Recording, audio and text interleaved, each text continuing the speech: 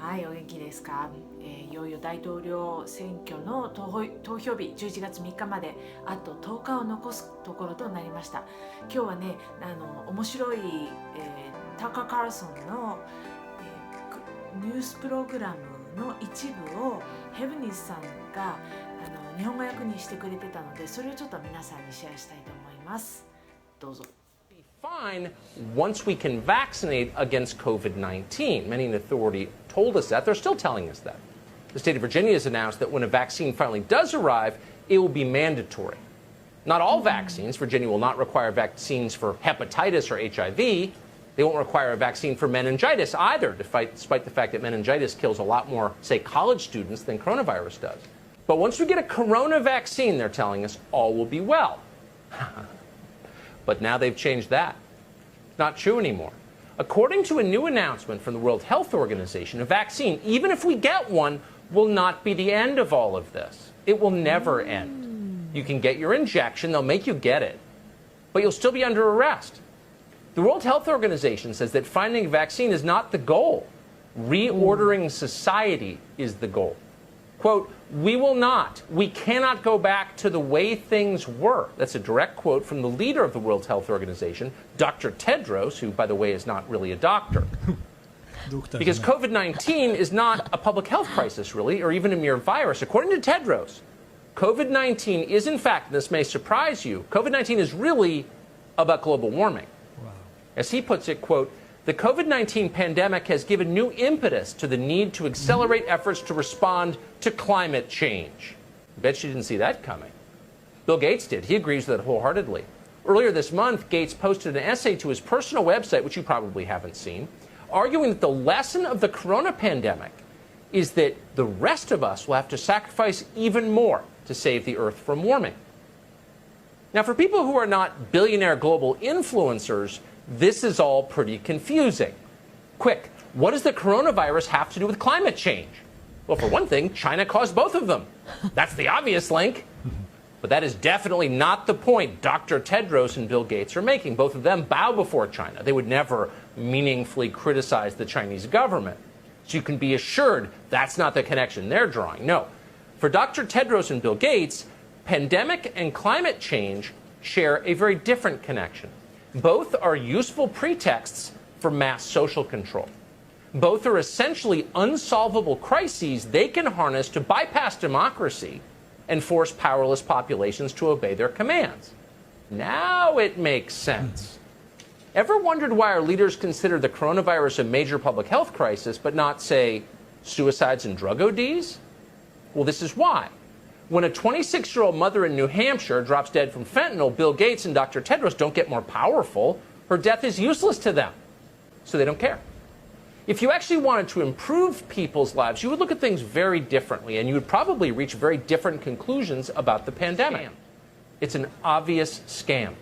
Here's another data point for you that you won't see on television. Less than a month ago, on July 31st, the CDC, Centers for Disease Control in Atlanta, our primary public health organization, funded by the federal government, released guidelines to state health departments about patients infected with the coronavirus. How do you track the spread of this disease? In a footnote in the release, the CDC acknowledged that researchers lack evidence that, quote, masks offer any protection against coronavirus, any, at all. As health officials work to track the spread of the virus, the CDC suggested that they ignore whether or not people were wearing masks. In other words, wearing a mask may be completely irrelevant to the spread of the virus. Huh? So there is still no proof that masks protect us against COVID-19? That is apparently the conclusion the CDC reached. It's not something Trump tweeted. The CDC put that in a release to the states. It seems like a blockbuster story. Why isn't that on page 1 of the New York Times?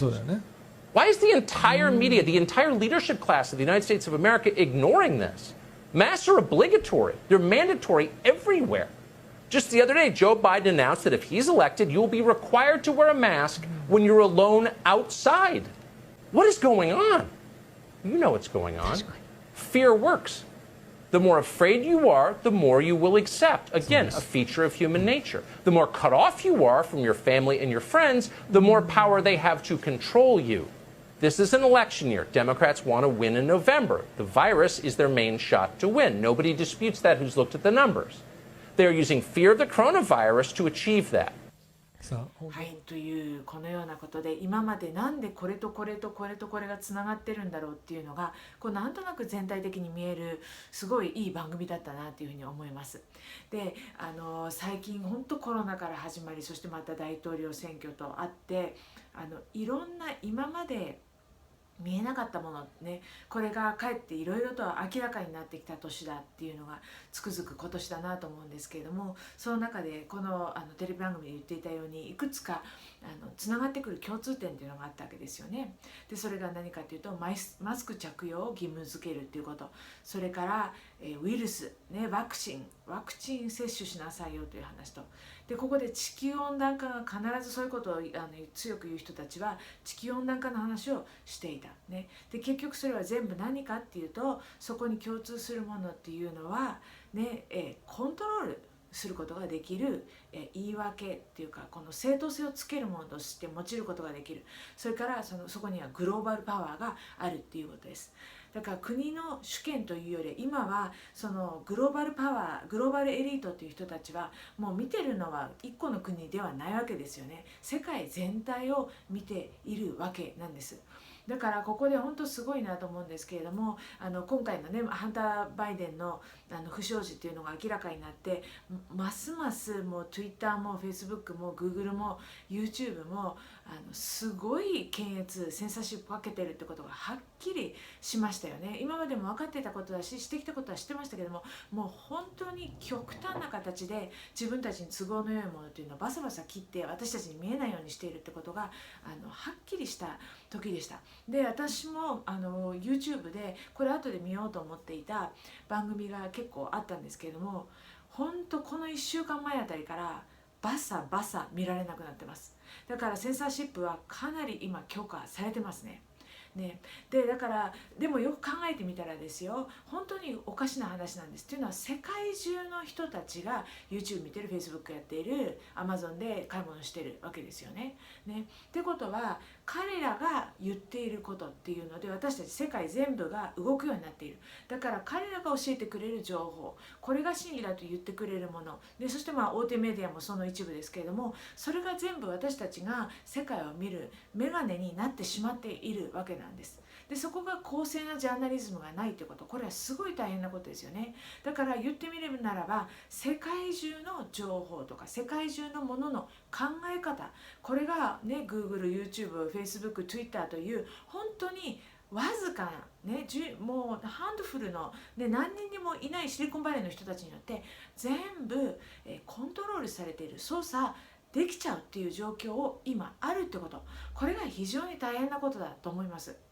ましてや彼らはフェアじゃない、しかもアジェンダを持っているってことが今分かっているわけですから、ますますこのことに対して何らかの形で世界がターンしていかなければ、必ず私たちはもっときついコントロールの下に置かれるってこと、これはもう分かりきっていることなんですよね。でそれだけじゃなくて Amazon もそうなんですよ。最近分かってきたことなんですけれども、書籍で今これがベストセラーだよっていうのありますよね。であれもかなりコントロールされているってことが分かっています。で今これが売れてるよっていうのを見ていくと、やっぱりすごく思想的にリベラルなものが多いんです。それで保守的なものっていうのがものすごい売れている本であっても、私のところで何百万冊売れました、何十万冊売れましたっていうことが分かっていても、それが実際に Amazon.com の方で見てみるとそれが反映されてないってことも実際に起きているんですね。それはもう本屋さんにもしかりなんですけれども、そのようにして私たちが何が売れて、どんなふうにみんなが思っているのかってことさえも今はそのような操作が入ってるんです。だから今こそ私たちは一人一人がすごい勇気を持たないといけない時です。だからみんながこう言ってるから、みんながこう思ってるから、それに右習いでいかないといけない。そうじゃないとなんか陰謀論唱えてる変なやつだと思われてるかもしれない。そう思うかもしれません。だけどももっと極端に言うならば、今メディアがこれだよって言ってることは逆に真逆じゃないかと思って見てアプローチした方がいいくらいです。だからこそ今本当にこのアルターナティブのメディアっていうのがもっと発達していかなきゃいけないんですね。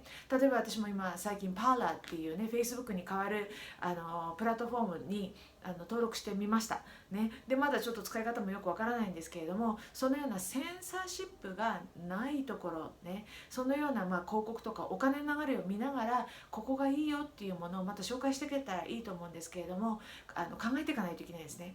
というのはもっとね、こういうシナリオもあると思うんだよ。